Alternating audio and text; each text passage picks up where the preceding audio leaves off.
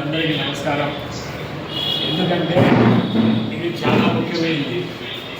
ఈ ఎస్ఆర్ అనేది ఇంతకుముందు మనం జరిగిన రాష్ట్రాల్లో చూసాం. తమిళనాడులో కావచ్చు, వెస్ట్ బెంగాల్లో కావచ్చు, దాదాపు రోడ్లన్నీ తీసిన దానివల్ల మమతా బెనర్జీ గారు అక్కడ ఓడిపోవడం జరిగింది. తమిళనాడులో స్టాలిన్ గారు ఓడిపోవడం జరిగింది. ఇది మీరు జాగ్రత్తగా ఇవన్నీ కూడా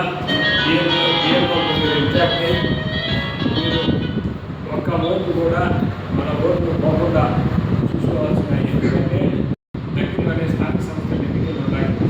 స్థానిక సంస్థల ఎన్నికల్లో కూడా కనీసం ఒక గ్రామంలో మనం ఒక 40 ఓట్లు కోల్పోయామంటే మనం నిజంగా అక్కడ ఎంపీసీ కానీ సర్పంచ్లు కానీ గెలిచే పరిస్థితి ఉండదు.